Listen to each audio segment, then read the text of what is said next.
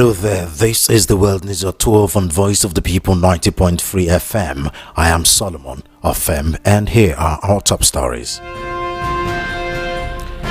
Opposition demands probe of 6-month emergency rule in Rivers State. FCT resident doctors begin indefinite strike. Canada reject 1,596 Nigerian asylum applications. Dangote Refinery to launch CNG trucks today to commence nationwide petrol supply. 5 abducted children rescued in Adamawa. On international news, Netanyahu says US-Israel alliance as durable as Jerusalem's Western Wall during Rubio visit.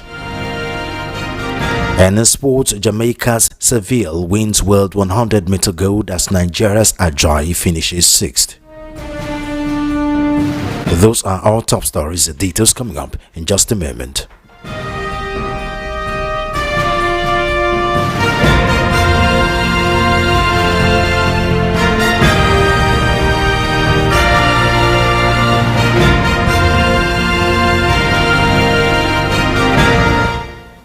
We begin the world news today with politics, where as Rivers State prepares for the return of Governor Siminalayi Fubara on September 18 following the 6-month emergency rule in the state, the sole administrator, Vice Admiral Ibokete Bass retired, has defended his tenure, stating that he fulfilled President Bola Tinubu's mandate and stabilized the oil-rich state.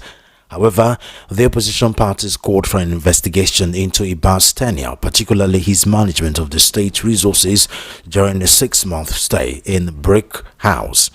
The People's Democratic Party described Iba's 6-month administration as a waste of time, declaring it unconstitutional, a violation of democratic norms, and demanding an investigation.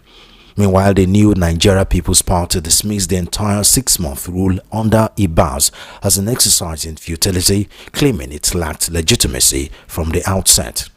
Labour Party also criticized the emergency rule, alleging it was designed to protect the interest of President Tinubu and the Minister of the Federal Capital Territory, Nyesom Wike, rather than those of the people.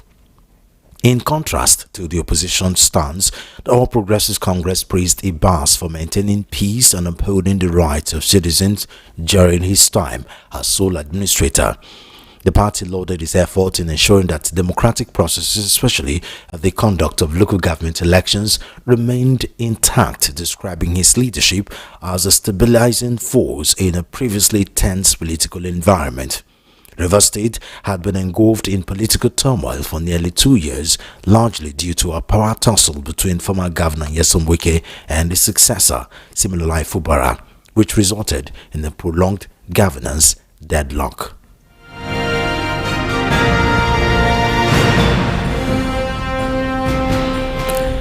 Resident doctors in the Federal Capital Territory FCT has begun an indefinite strike over what they described as authorities' failure to address their demands.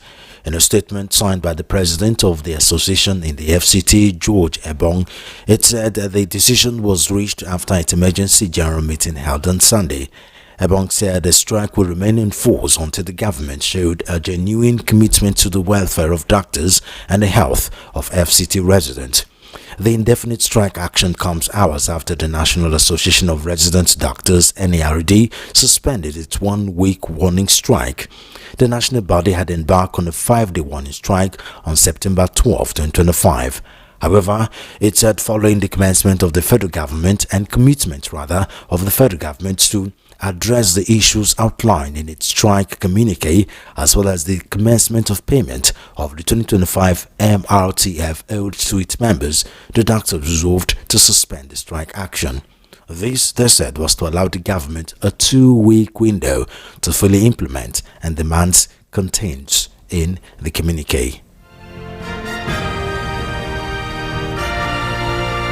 Canada has denied 1,596 asylum claims filed by Nigerians so far in 2025. Fresh data from the Immigration and Refugee Board show the figures updated to August 21 indicates that Nigerian nationals filed 3,548 claims so far this year, of which 2,292 were accepted. This put the acceptance rates to about 65%, higher than in previous years when rejections cumulatively amounted to over 13,000.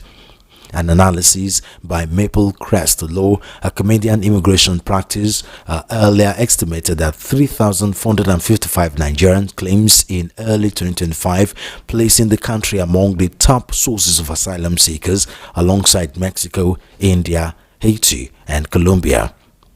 Violence from Boko Haram combined with economic instability fueled the departures, the report says. The IMRB grants refugee protection in Canada if the RPD satisfactorily confirms that an applicant or claimant meets the United Nations definition of a convention refugee, which has been incorporated into Ghana law, or that the applicant is a person in need of protection. By comparison, official records shows that in 2024 alone, 811 Nigerian claims were rejected, while 2,230 were approved.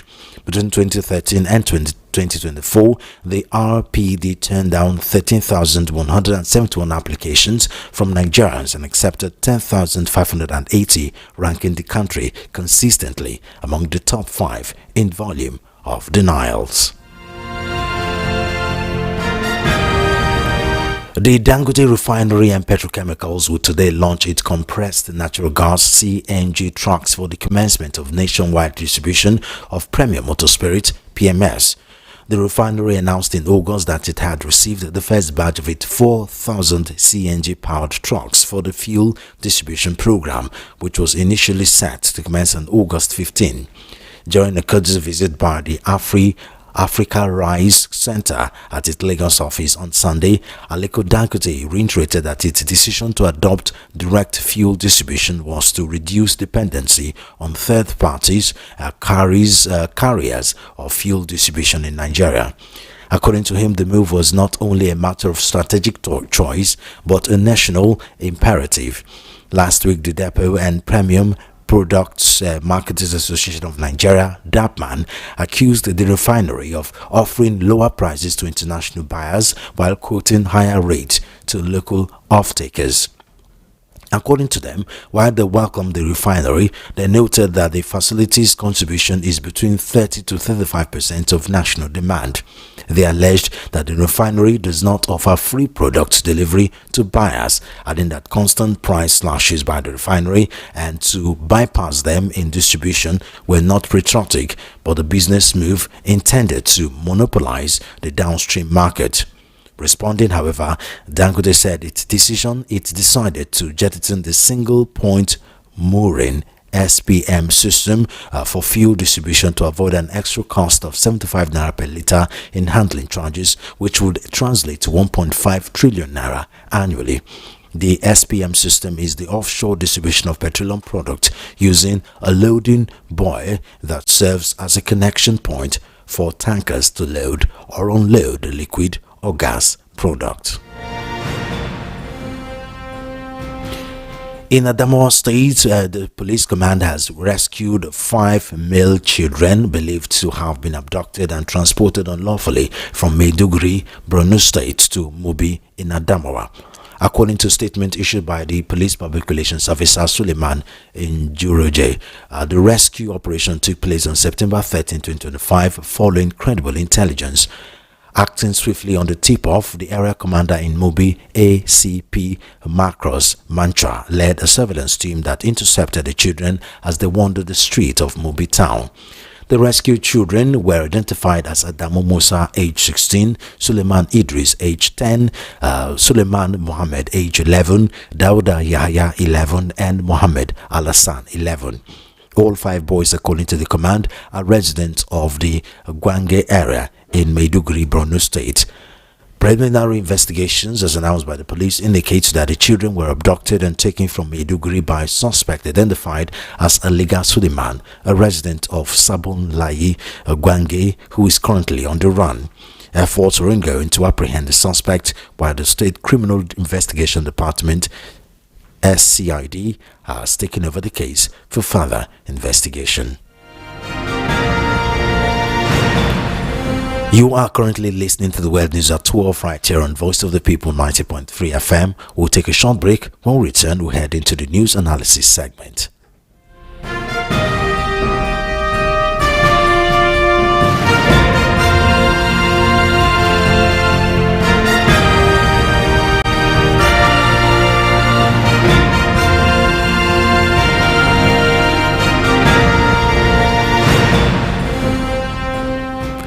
If you're just tuning in, this is Voice of the People 90.3 FM and you're listening to the World News at 12.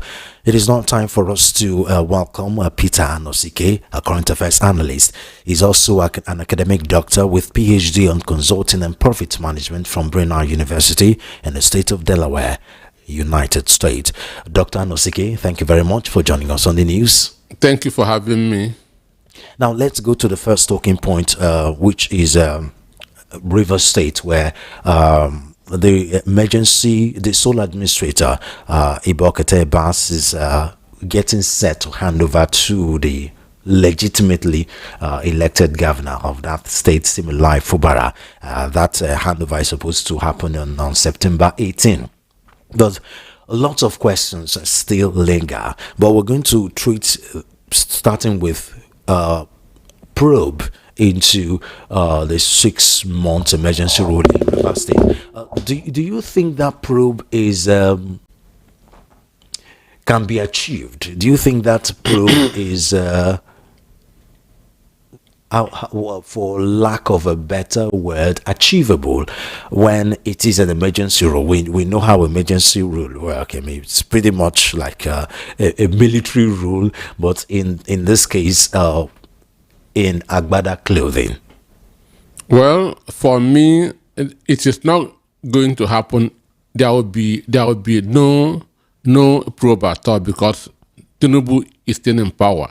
But what I want to say that Abbas shouldn't be proud of himself. He should not be proud of himself because he was used to abort democratic process. Even if he has succeeded in transforming Rivers State to Tokyo or to Hong Kong within 6 months, to me, he shouldn't be proud of himself because what happened in Rivers State is an aberration. It is an aberration. The most important thing is process. That's assuming there were some developments, understand? To me, it doesn't make sense. It's just like when the people who are old enough in the 90s to witness what Lawrence Anini was doing. Lawrence Anini will go and rob a bank and go and share the money to the poor in the market. Understand? So giving poor people money is good, but the process make it bad. Do you understand me? He will go and rob people, rob banks, and now carry all the money to the market and share. The market women will rejoice, pick all the money and go and feed themselves. But the process, how that money come, is not right. So whatever Abbas did in Rivers State, to me, is not right because he came in. He is an usurper. He came and abridged a democratic process. So there's nothing will make a wrong process right.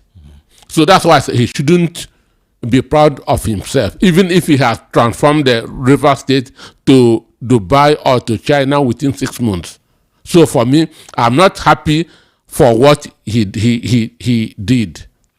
Now, some persons have been suspicious of the timing of the handover, because this is coming just not long after local government elections and some other elections in the state. Do you think that was the point, using him to get some, build some grassroots block in the state in preparation for 2027? Because, of course, we know Rivers State has always been a PDP stronghold until, of course, Wike came in. That's exactly what happened, and that's why I said that he was used, because there was an election before he was brought in, Rivers State, FOBRA conducted a local government election, which APP won most of the seats. So what they now did is to cancel the election and now do another one to give APC stronghold in Rivers State. So for me, the whole thing was a charade. So he shouldn't be proud of himself at all. Some may say it is the PDP that shot themselves in the foot. I mean, it's nobody's fault that the president and APC decided to take advantage of the chaos that was going on. I mean, with the infighting between the PDP. I mean, as a political genius, as some people have called him, he took advantage of it, and the chess game is working. So you can't exactly say it is fault when the PDP couldn't control themselves in the state. It is no-brainers, understand, that call Tinubu master strategist. He's not different from any other average politician in the country. I've not seen anything special. If there's anything special, it should have manifested in his administration of the country. Well, there's a difference between governance and politics. I mean, when it comes to governance, well, there's a lot of questions. What is politics? But when it comes to politics is about the welfare of the people, the well-being of the people, the quality of life of the people. So if he's a genius, he should have done that. Understand? So for me, because he know that he's going to get, he will not get northern votes.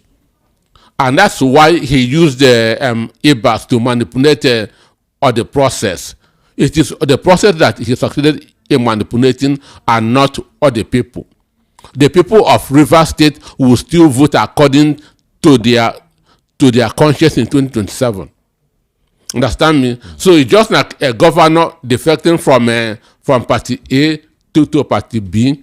The people are not defecting with the governor. So what he did in Rivers State will still backfire at the end of the day because they are not happy. It is democracy that was truncated for 6 months in Rivers State. Let's take a look at the governor, Siminalayi Fubara, who the handover is supposed to happen on September 18. How do you think? What do you think the state of his mind will be? As it is now, it looks like he has. Well, let's say he has given up. He has decided to hand over the faith to, Nyesom Wike. Obviously, we know what he was trying to do. He was trying to detach himself from Nyesom Wike to be a man of his own, to fight against godfatherism. But it looks like it wasn't exactly successful with that. Well, from the beginning, whoever have been following my commentary on this station know that I'm never a FOBRA person. But my concern has been the good people of Rivers State. For now, FOBRA has been coward. He has been beaten to submission. So he is going to rule Rivers State for the remaining 2 years as a coward. As a puppet governor. Sure, because he will be in government, but he will not be in power. Wike will still remain in power in Rivers State. Why FOBRA will just be in government? And we know that those in power controls those who are in government. So he is now going to be a coward governor. He is going to be taking all that. Wike is going to continue as the unseen governor of Rivers State. Because that's why both of them are in UK now, understand? To decide how they are going to be sharing Rivers State resources. That's why Wike and him are in UK now. So he's going to be in government while Wike will be in power. So Wike remains the unseen governor of Rivers State.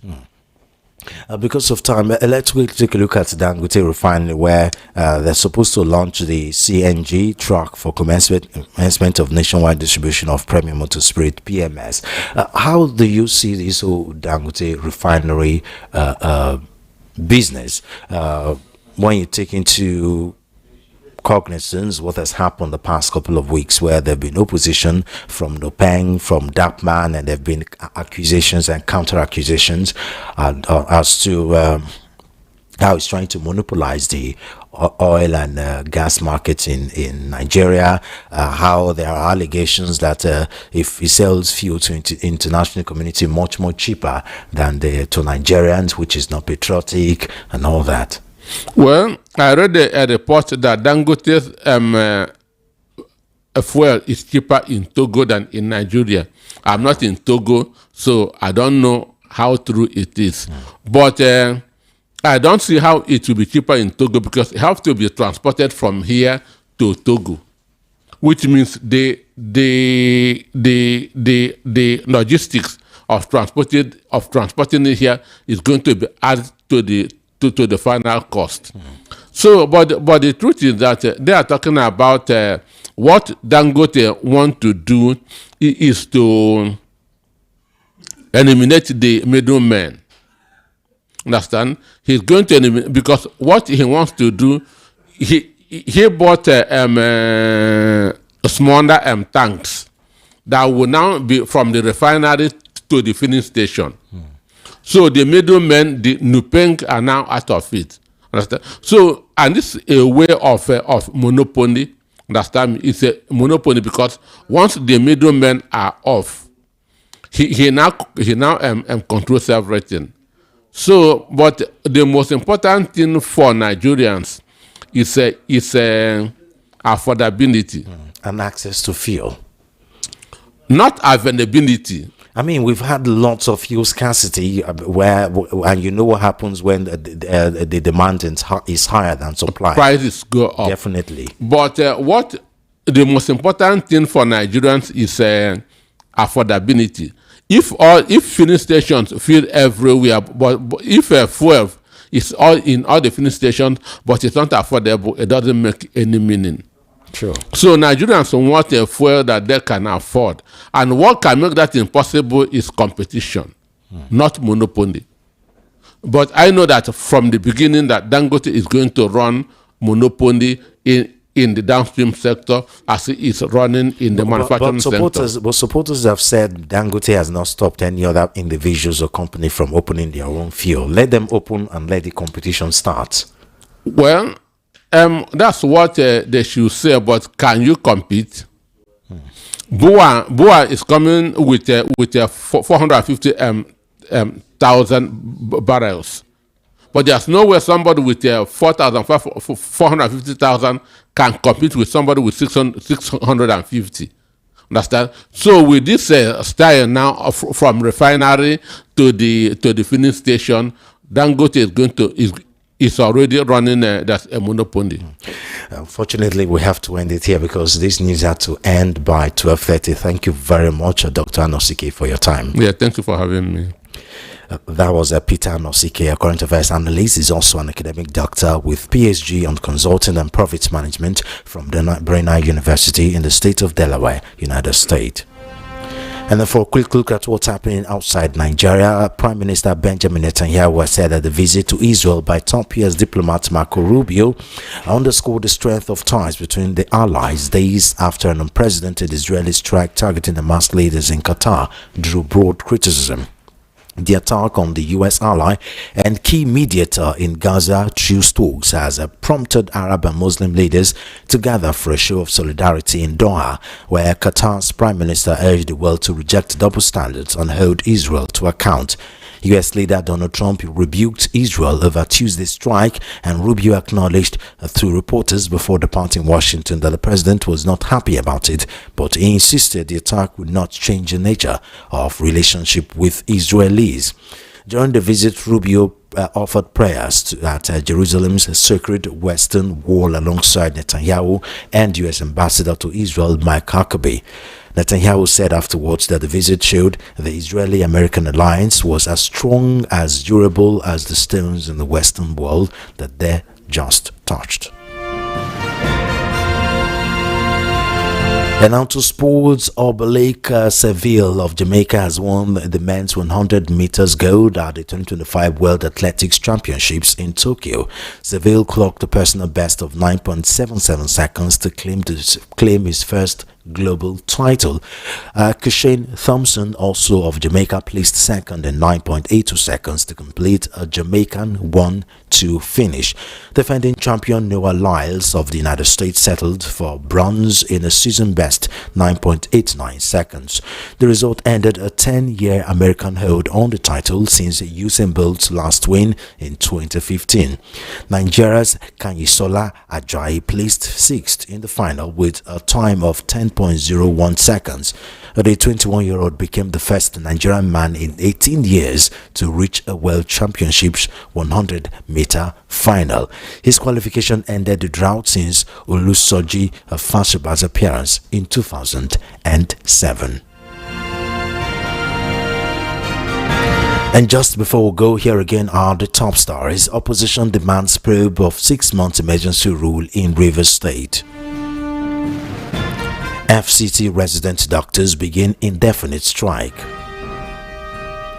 Canada rejects 1,596 Nigerian asylum applications. Dangote Refinery to launch CNG trucks today to commence nationwide petrol supply. 5 abducted children rescued in Adamawa. Outside Nigeria, Netanyahu says US-Israel alliance as durable as Jerusalem's Western Wall during Rubio visit. And in sports, Jamaica's Seville wins World 100-meter gold as Nigeria's Ajayi finishes 6th. And that's the World News at 12. I am Solomon Ofem. Do follow our social media handles at VUP903FM. Subscribe to our YouTube channel at VUP903FM. Good afternoon and thank you for listening.